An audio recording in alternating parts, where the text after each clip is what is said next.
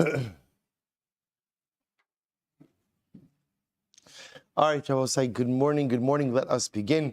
Begin by thanking all of our sponsors for this morning. Sure to thank our Talmud Torah sponsors for the month of Adar. Stephen Terry's in for dedicating all the Sherman Drushos this month in memory of Dr. Harry Kansfi Hirsch ben Yosef HaKohen. To thank Paul and Kathy Pollack for dedicating all the Sherman Drushos this month in memory of Paul's grandparents, Zechariah ben Zechariah and Dina Bas Pesach. To thank our Week of Learning sponsors, Avi and Vivian Zeisman, creation of the art site of Avi's father, Michal Zeisman, Michael ben Yechiel Zichron Livracha.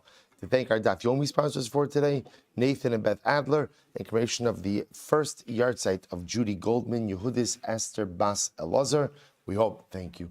We hope that on the merit of our Talmud Torah, all of the Neshama Slav and Aliyah and the families in Nechama. And also with that, let us begin a really interesting daf ahead of us today. So we are picking up Rabbi on the bottom of today's daf is Nun Aleph 51, and we are picking up at Meretz Hashem on 50 Amud Beis, right? 50b, right? Nun Amud Beis, and we are picking up at the two dots, which are 2, 4, 6, 8, 10, 11 lines up from the bottom. So remember again, we ended off yesterday's daf. If we have time, I'll come back to it today because it was actually an interesting. I'll just tell it to you right now. Remember again, we ran out of time yesterday. We were speaking about the concept of nitzuk, the concept of a stream connecting the contents of two utensils, specifically the case of pouring from a tahar utensil into a tameh utensil, and ultimately, again, does that stream connect the contents of the two utensils? So we actually said in normal circumstances, the answer to that question is, the answer to that is no. Nitzuk does not connect.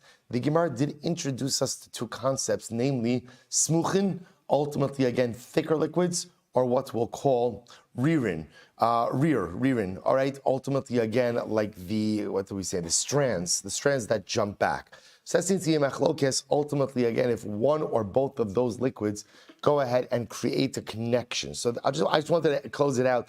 That Rambam Paskins in Hilchos Tumas Uchlin, Perek Zayin Halacha Dalid, Nichil Dvash Hazifim, Udvash Hatzapachas. So actually quotes the two examples the Gemara brings down, right? Zifim, honey, and Otzapachas, which was that thicker porridge. Hanitzok Shalahen Chibor. Their stream actually is a connection. Why? Mipnei Shehe Yesh Lahen Rir, they Nimshachin Kedebek. The Rambam says, in order to create nitzuk, actually, you need both of the criteria. Namely, the liquid has to be thick, and there has to be ririn hachosrin. Ultimately, again, the strands that spring back when you stop the flow. If you have both of those criteria are met, then einach nami, under those circumstances, there will be a halachic connection that is made between the contents of the tar utensil and the tameh utensil, through the flow of contents one to the other. Incredible. So also with that, let us go weiter. So we are picking up in Meretz Hashem at the two dots. Va'alemali tarvad rekev. So also remember again, the Mishnah said, the Mishnah went through the list of items that make a Nazir tameh. Exposure to items which make a Nazir tameh. So one of the examples was a ladle full of corpse dust. All right. So the Gemara says, V'kama shiuro. By the way, how much is a ladle full? Right. So it sounds like a lot, but interestingly enough, Chizkiya Amar Milo Pisa Sayad.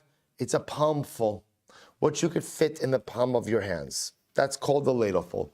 Rabbi Yochanan Amar Milo Chafnov. Rabbi Yochanan says it refers to a handful. The Rabbi say now, what's the difference between a palmful and a handful? If you take a look at Rashi on the left-hand side, 4 lines down from the bottom, Milo Pisa Sayad below etzbos. I will say a palmful is literally, again, the amount that you could contain in the palm of your hand without what? Without closing your hand. So in other words, you don't have the benefit of cupping your fingers around the contents. So it's whatever you can fit in the palm, that's it. Versus below chafnav, what we call a handful is bahade etzpa'osav, includes the fingers.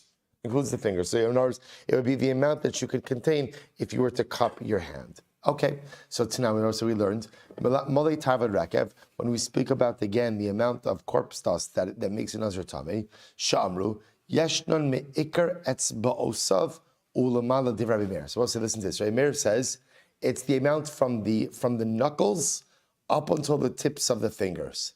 The Chum say Melo Chafna. The Chum say no, it's a handful. So Bishlam Rabbi Yochanan who Damar Kirabanan. So we'll say so I understand. Look, Rabbi Yochanan holds like the Rabbanan, right? Because Rabbi Yochanan says a handful. The Chum say a handful. Elechizkiya Kiman. But also when Chizkiya says a palmful, so he doesn't seem to align with either of the two opinions, either the Chamim or Rabbi Meir. So Kiman lo Rabbi Meir v'lo Kirabanan. So listen to this. Amri malay pisas hayad umalay kishrei litzba'osav lemala chatshura. Well, so we'd have to say that ultimately again Chizkiya's palmful, and ultimately again Chizkiya's palmful, and Rabbi Meir's meikar etzba'osav is in fact the same shear. It's the same amount. So the palmful ultimately again from the fingers is going to be the same amount.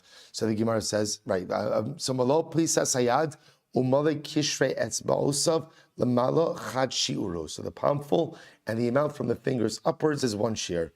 So the Gemara says, who amar le Rav Simi bar Adla Baba mimai dahai mikishrei etzba'osav lemalo lerosh dilma lemata mididei tahavei male pisas hayad. So I'll say, so furthermore again, how do you know that ultimately again, when it says kishrei etzba'osav ulemala, how do you know ultimately again that means from the knuckles up to the top of the fingers?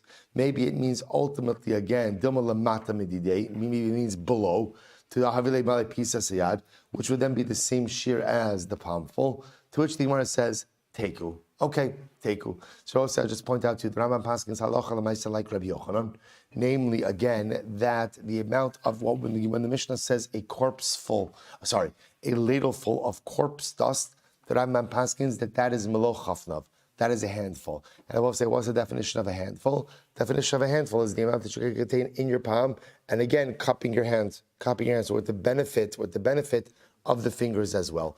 That amount of corpse dust or exposure to that amount of corpse dust ultimately again will make the Nazir Tameh. Incredible. Bosai Tapam Nun Aleph. See, here we come to a very interesting halakha, still regarding corpse dust. That you'd be surprised how much there is to talk about regarding corpse dust. So the Gemara says this, Tanabanan, Eizuhu meis sheyesh lo rekev. So I will say, when we speak about corpse dust having the ability to go ahead and make a Nazir Tameh, what type of corpse dust are we referring to? Listen to this. See, sheyesh lo rekev meis shenikbar arum ba'aron shal shayish. We're talking about a corpse that was buried without clothing in a casket of marble, o al gabe ritzpa shalavanim, or the corpse itself was just placed on a floor of stones. Zehu meis sheyesh lo rekev. This is a mace, ultimately again, that is subject to the din of corpse dust. Now we'll say, now what's the chap over here? Let's read the next line, then we'll understand it.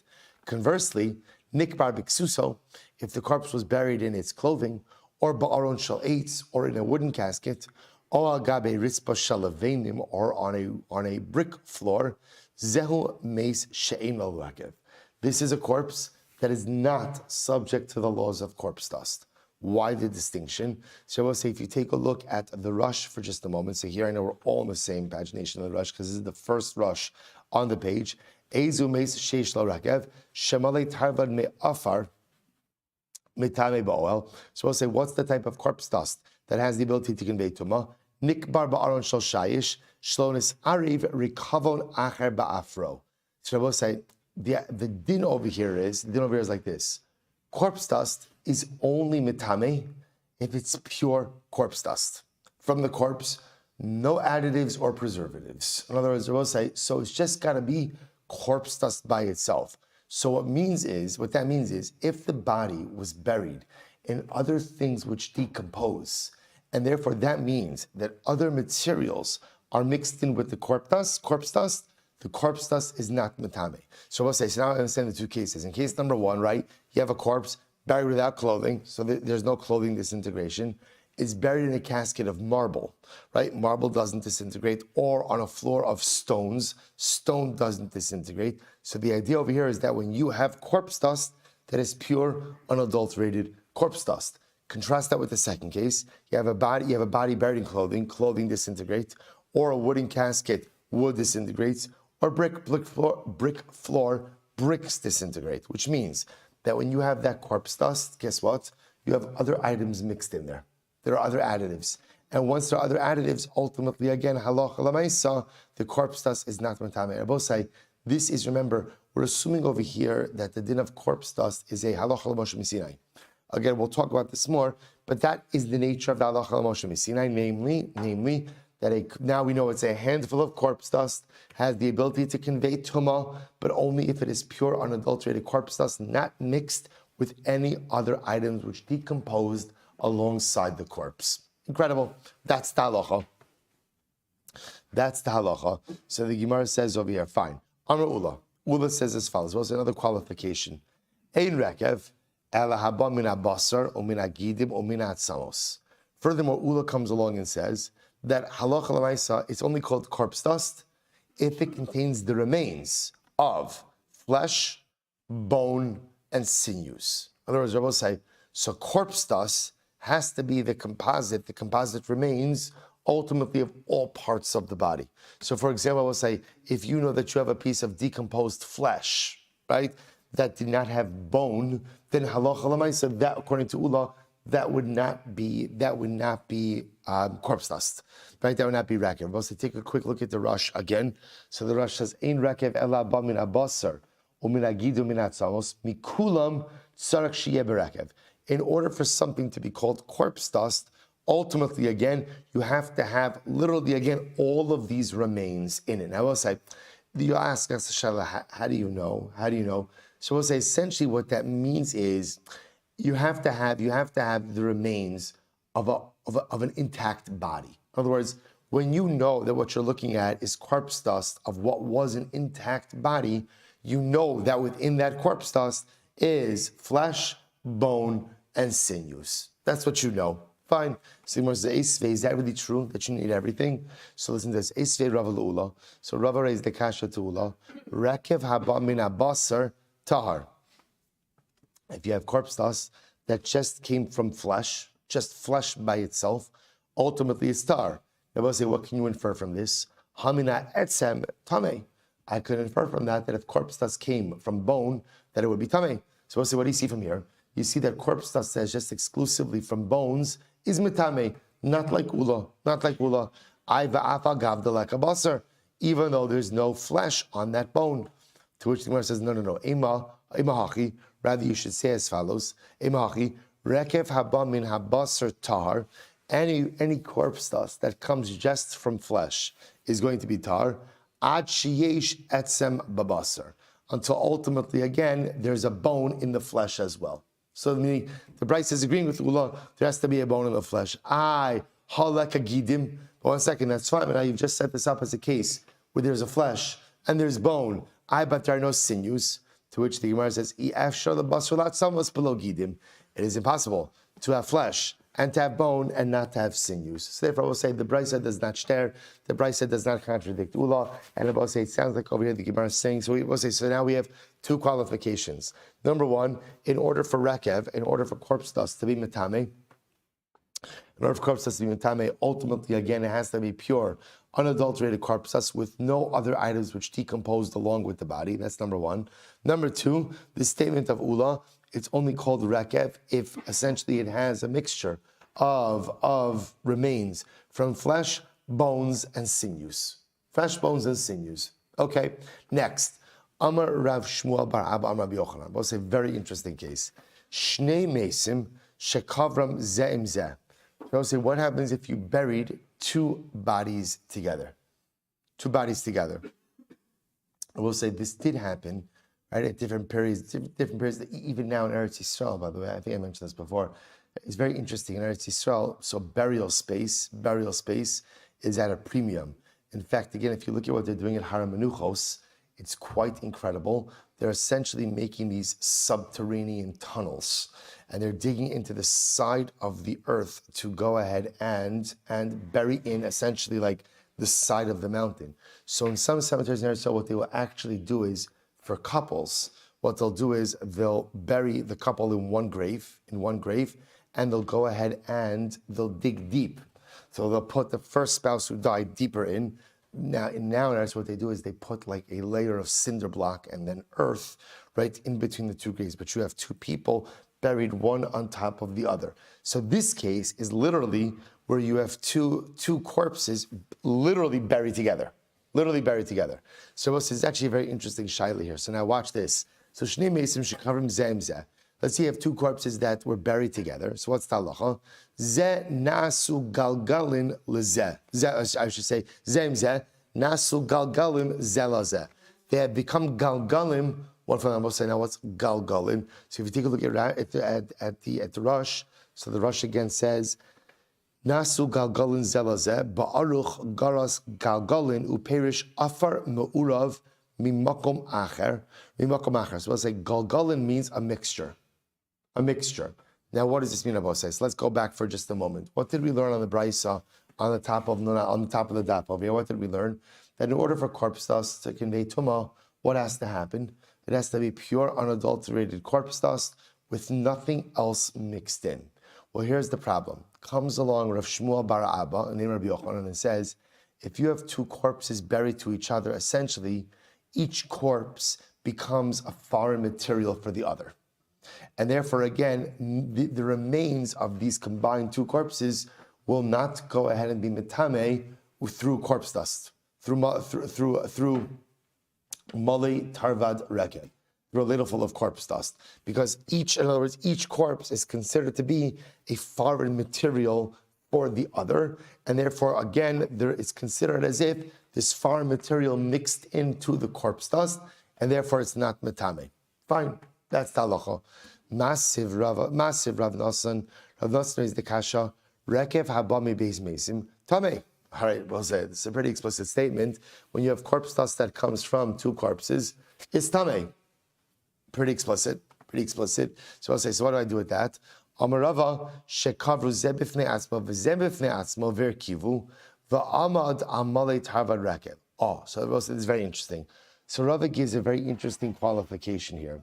Rava says, if you have two corpses that were buried separately, decomposed separately, and then what? And then you brought a half a ladle full from this corpse and a half a ladle full of corpse dust from this corpse and combine them, they could combine. Rava say, why could they combine? Because since they both decomposed individually and took on the status of corpse dust individually, at that point, once they have solidified identity as corpse dust, then they can combine with someone, or I should say, something else. But I will say, but if halacha l'maisa, in the process of decomposition, they're decomposing with each other, then ultimately, again, that compromises the identity. So also, you hear the distinction? If you bury two bodies with each other and they decompose together, they will not attain the status of corpse dust. Why? Because each body is considered to be foreign material for the other. And again, the mixture of foreign material into the decomposing corpse dust prevents the corpse dust from conveying tumah. Conversely, if the two bodies decomposed individually, they each became corpse dust on their own, then there is the ability to take half a ladleful from here, corpse A, half a ladleful from corpse B, combine them to form the requisite shear. Very interesting. And the Rush says this explicitly. The Rush explains over here. He says, Sha'achlu ash v'lo nishar b'chol echad kim chatzi tarvad. So I'll say, so again, if you take the half a handful from corpse A, half a handful from corpse B, then they have the ability for the Shavuot say, but if you think about it, it's a kind of a Musar Haskell as well. So you know what it's saying is like this. We'll say the whole chap that the Gemara is saying is, it only has the identity of corpse dust if it decomposes individually. And once its identity as corpse dust is solidified, then it could be mixed with other things and still retain its identity. They both say it's the same, it's not just true in death, it's true in life as well.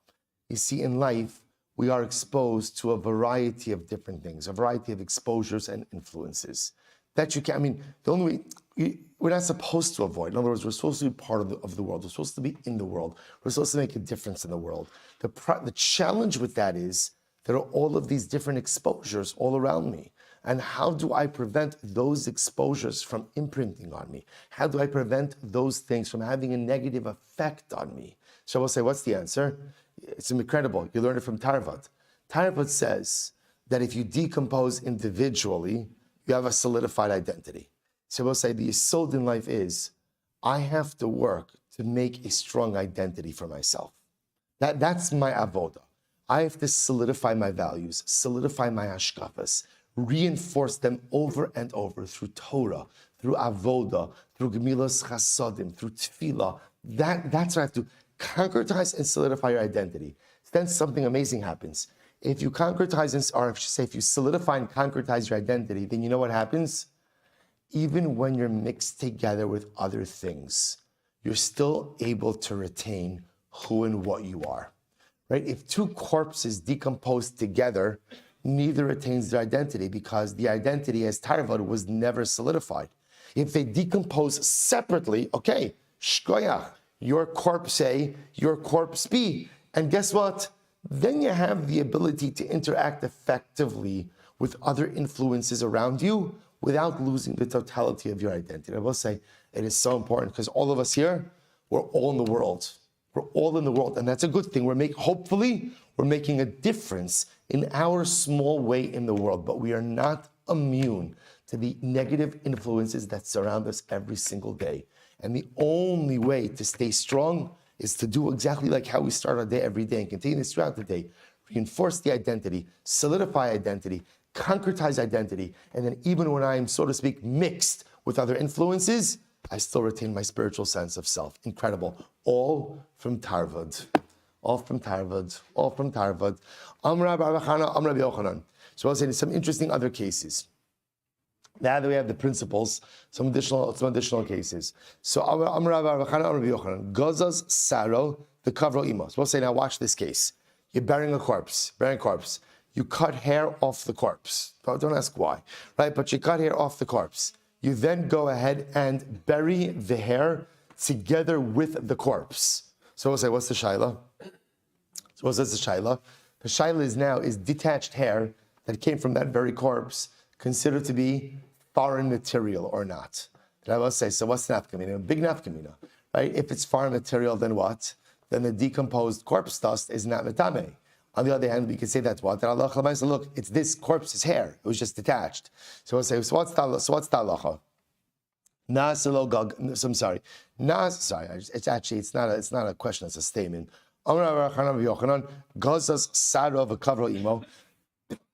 If you go ahead and you cut off hair from the corpse and then you bury that hair together with the corpse, galgalin. So we'll say the hair is considered to be like farm material, and therefore again would prevent the corpse dust from being metame.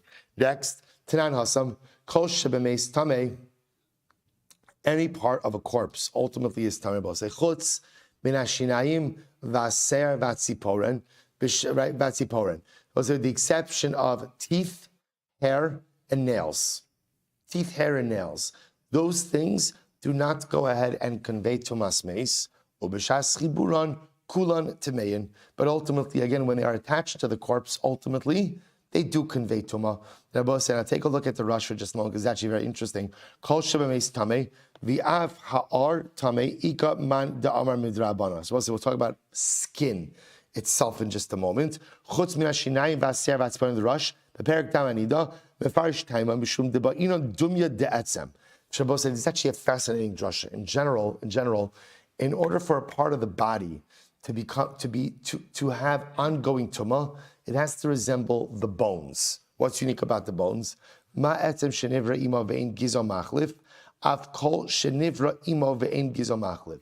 So we'll say bones, ultimately, again, you are born with them and they do not regenerate. Now we'll say, when he says regenerate is, not that a bone can't heal itself, if you were to remove a bone from the body, the bone would not regrow. Right? So therefore, halacha l'maisa, in order for something to become tamei, it has to resemble bone. That's because the pasuk mentions etzem. Just like a bone is a part of the body you're born with and it doesn't regenerate, so to any other part of the body that you're born with that doesn't regenerate conveys tumah. So we'll say, af kol shenivra imo ve'ein gizo machlef. Yatzu, we'll say, what does this exclude? Hashinayim shel nivro imo. Yatzu se'ar v'tziparon she'af api shenivra imo gizo machlef. So we'll say it excludes teeth.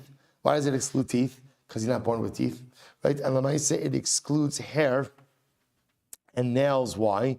Because I will say they regenerate. They regenerate. So just as an aside, so therefore the Gemara says over here that ultimately, again, if you have detached hair, teeth, or nails from a mace, those do not convey tumah by themselves. When they're attached to the mace, they do convey tumah. Detached, do not convey. It's really fascinating. So Mar goes weiter. Baichizkia, saro ha'omi legaleach, sipor ha'omi ligzos mai. We'll say, what happens if a person dies and they were overdue for a haircut? So it's important to take care of things in a timely manner, right? So I'll say, so they go ahead, they die, and they were due for a haircut, or they were due to have the manicure, to have their nails cut, So I'll say, so now the mace dies with overgrown hair or overgrown nails. So we'll say, what's the shaila? So the shaila is, do these things have the ability to go ahead and convey tumah? Now, what's the shaila? We'll say, mi arminan. So we'll say, one end we could say, there's a concept we'll say that anything that is ready to be removed is halachically as if it has been removed. We'll say, this is this concept that finds, what's the origin of this concept? This is by carbon mincha. We'll say the halacha is by carbon mincha. You're supposed to write carbon mincha as flour, oil. You're supposed to mix it. What happens if you don't mix it? It's not ma'akev. The carbon is still kosher as long as what? It was mixable. This was mixable. It is the concept we just had a few days ago. Kala at the end of last week. Kala roy lebila in bila ma'akev espo. As long as it could be mixed, essentially halachically, it's as if it was mixed. So we'll say, so we use this concept and a lot. So the shaila is over here. The mace dies and he has overgrown hair and overgrown nails. Now, if he were alive, Rabbi will say, what would have happened? He would have gotten a haircut and his nails cut. So do we say that since it was ready to be, I'll use the word shorn, right? It's as if it was shorn, and therefore these items have the status of hair and nails detached from the mace. They will say, what's the status of hairs and nails detached from the mace? We just said it. It doesn't convey tumah. Or we say, no, presently it is attached to the mace. So mina kala omi the gazas ki gazas dami. Al dilma hashta mia hu mechubar. Or do we say no? At the end of the day, right now, it's attached. And that's what we look at. It's attached right now, and therefore Allah we treat it as attached to the corpse, and therefore it does convey tumah. The nifshat le midraba bar bachana. So we can learn this out from Rabbi bar bachana. What did Rabbi bar bachana say? We'll say just beforehand. Rabbi bar bachana was the one who said that Allah if you went ahead and you cut off hair from the corpse, and then you buried that hair together with the corpse, that's considered to be like what? A foreign material. So the Gemara says, Taima Mishum de Gazas. Now the reason that's true is because you cut the hair off the mace and then buried the hair together with the mace. Ha lo Gazas lo. But you can infer from it that if you did not cut the hair off the mace, even if the hair was ready to be cut itself, halacha l'maisa, that's not called a foreign material. This is what it means to say. Gazas harizel galgalim. Well, so what it means to say is like this, that halacha l'maisa, everyone agrees that if you cut off the hair of the mace and then buried that hair with the mace, that's foreign material, and therefore what? Prevents the corpse dust from being metame. So the Gemara says, lo gazaz mi baile. What's the shaila? The shaila is if you didn't cut the hair, but the hair was clearly overgrown, does that, since it would have been cut, it's ready to be cut, does that represent foreign material mixed in with the corpse or not? So we'll say that's open-ended shaila one. Gemara doesn't resolve it, right? So very long hair, very long nails, corpse is buried that way. Does that represent the inclusion of foreign material, which would then preclude the corpse dust from becoming tamei? Next, Rabbi Yirmiyah, rekev haba mina ekev mahu. So we'll say next case, Rabbi Yirmiyah asks, what about corpse dust that comes from the heel? Now, say, now what is that? So I'll say this is actually quite fascinating. If you take a look at the Rush, again, in my Rush, it's the first of the intermediate wide lines. Rekev habamina ekev ma'al lefi sheyesh ba'akavo shel adam ove basar she'ein bo chius. So we'll say, listen to this. The heel already has dead skin. Right? So we'll say, especially again, if we've been talking around the open sandals, right? The heel has dead skin. So I'll say, now that dead skin was there already when? From the time the person was alive. So I'll say, so here's the interesting shaila. What happens, halacha l'maisa? What happens, halacha l'maisa, if you have rekev from the heel? Mahu. Ki gaminan rekev haba mikule meis. Aval da'asi min ekev lo. So I'll say, ultimately, again, do we say it's only rekev that comes from the corpse in its entirety? But corpse dust that comes from the heel, which essentially was already dead during the lifetime of the person, maybe it's not metame, all dimaloshna, or perhaps I will say, perhaps it makes no difference. Perhaps it makes no difference. Others will say, so the fundamental shaila is the din of rekev only on something that died when the person died, or is it okay if the rekev came from something that was already dead when the person was alive and is now when the person was alive, but the person, of course, is now dead. In others will say, so I want to be clear, no one is suggesting that you could have heel rekev when you're alive, right? Sounds like a foot condition, right?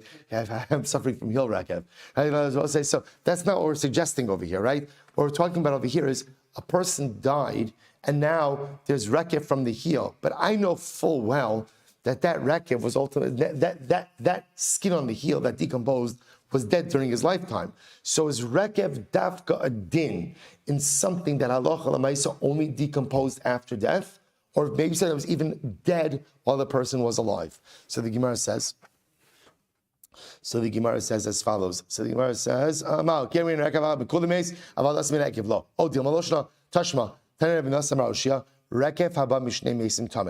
if you have ultimate, as we said before, if you have rekev, if you have corpse dust that comes from two corpses, it's tamei.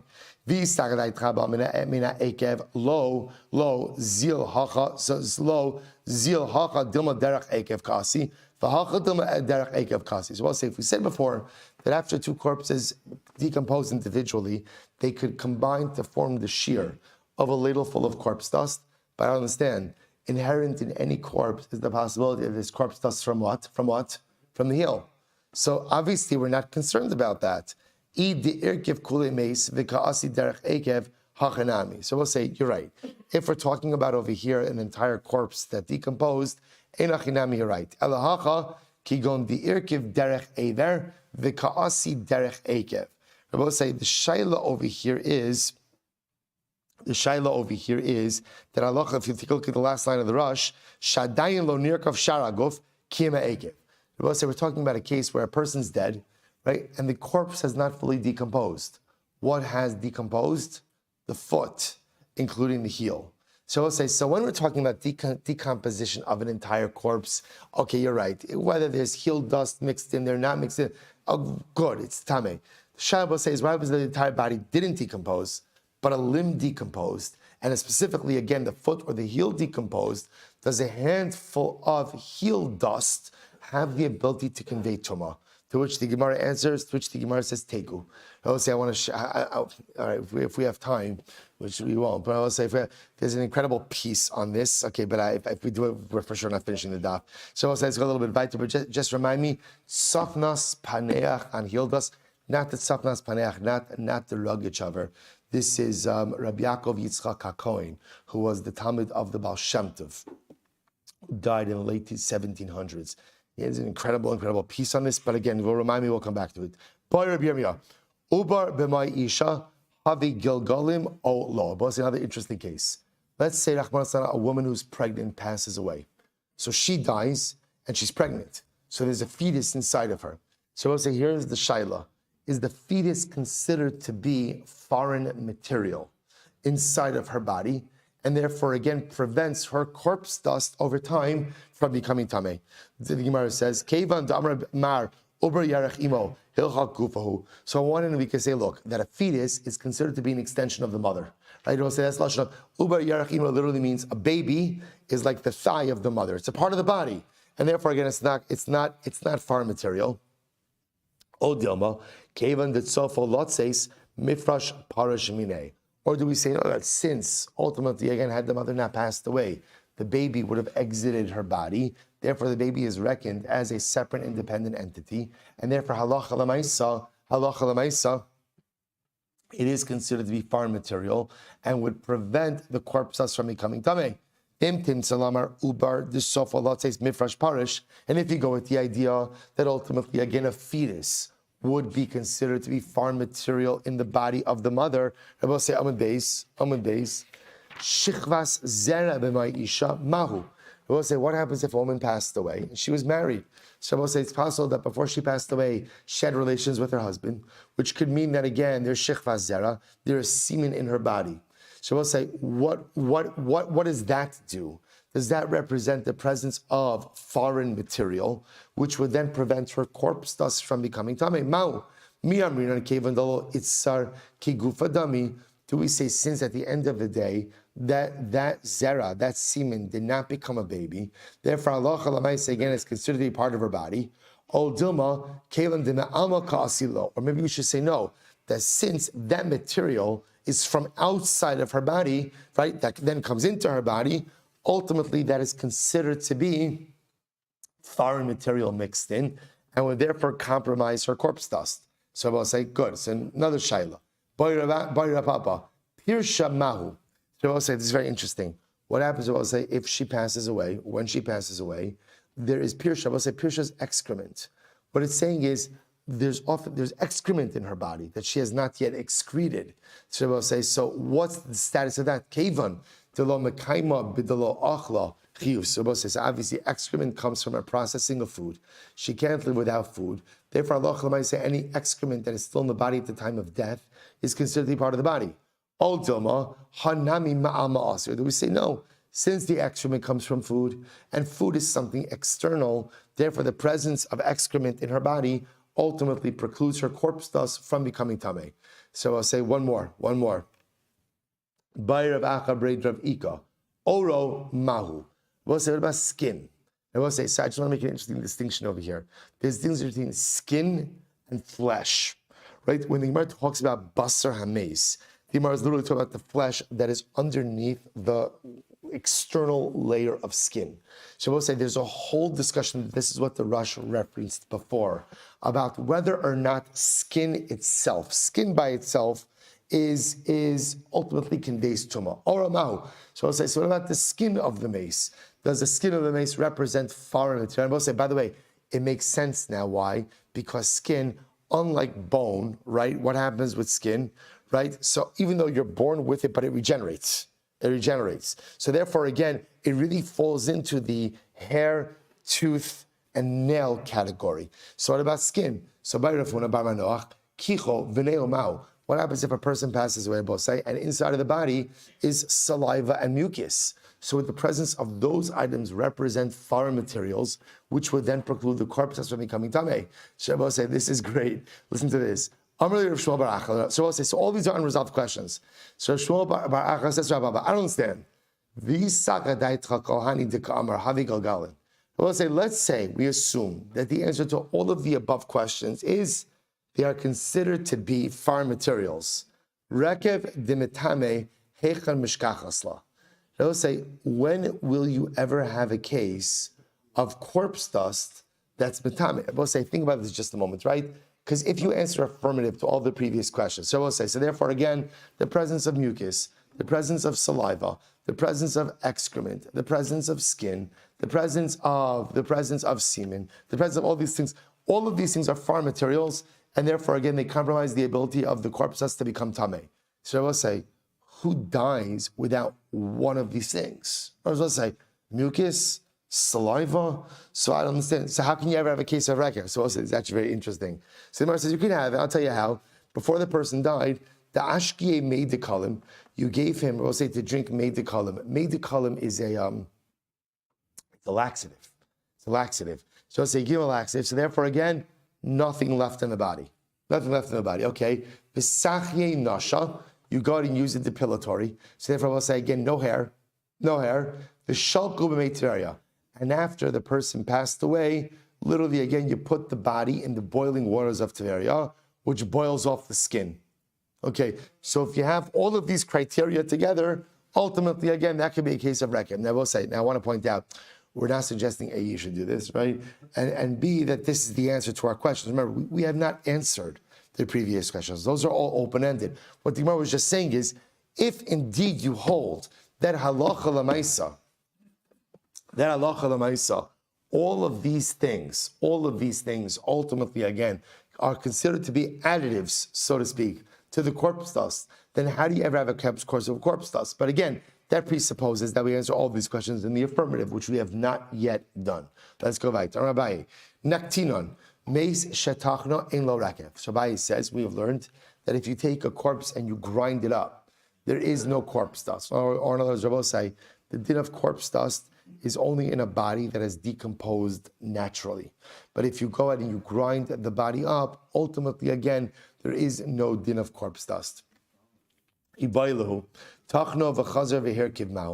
say, what happens if halacha l'maisi you ground it up, but then the body did decompose afterwards? In other words, the ground up remains were then left to rot. So we'll say, do we say, listen, the din of decomposition is a decomposition of the flesh, the sinews, and the bones. And even though it's ground up, you still have that here. Or no, maybe in order for corpse dust to be a problem, you need the body to decompose in accordance with the way it is created, and that is lacking here. To which the Gemara says, Teiku. All right, we're just going to have to leave that question. Let's say a little bit later. Tani ula bar chanina, meis shechasralo in lo rakev. So it's a very interesting case. If you have a body that is deficient, and what happens? Halacha l'maisa, again, a body that's deficient, in lo rakev. So we'll say, number one, there is no din of corpse dust. It's very important. So corpse dust is a din, halacha l'maisa, in a body which is complete. Furthermore, v'lo tifusa, v'lo shchunas kvara. So we'll say, let's analyze this. We'll end up stopping somewhere closer. So let's listen to this. Tfusa is the halacha that says like this. I'm going to quote you from the Rush. The Rush says the Kalam Parak Beis, he says, Damefana hames mikivro tzarich lito tefusaso imo kimu etzbaos mikarka b'susamis. We'll say halacha l'maisa, if you have to move a grave, so when you move a body, so we'll say when you move a body, you have to take the body, all of the loose earth around it, and what we'll call virgin soil, up to a depth of 3 finger breadths around it as well. That's the halacha of tfusa. What are we concerned about? We're concerned about scattered remains, right? That's what we're saying. Therefore, yes, halacha ma'isa, all loose earth, and again 3 finger breadths of virgin soil around. That's called tfusa. And ultimately, again, shchunas kvaras rabosai is the halacha that says that if you find 3 corpses within Daled amos of each other, then ultimately, again, you have to treat that, I will say, as a neighborhood of graves, or colloquially stated, a cemetery. And therefore, I will say, halacha l'maisa, what you have to do is you have a halachic obligation to check for other graves in the vicinity up to a distance of 20 amas. Again, the Rush has a whole arichos on this. So what's the Gemara saying over here is like this: that halacha l'maisa, if you go ahead and you have a body that is deficient, so number one, there's no din of rakev, no din of corpse dust. Number two, there's no din of tfusa, which means if you move that body, you do not have to take the loose soil, nor do you have to take the soil at 3 finger breadths. And number three, if you find a body like that, a deficient body in proximity to 2 other bodies, it does not create a concern about a cemetery that you have to check out. So the Gemara says, "Verova omali tarva." All right, so we'll stop over here. We'll stop over here for today. We'll pick up Emir Hashem with the statement tomorrow. We'll say, "Shkoyach." Incredible Gemara.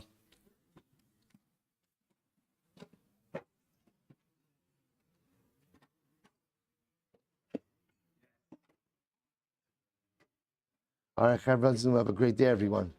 Shkoyach.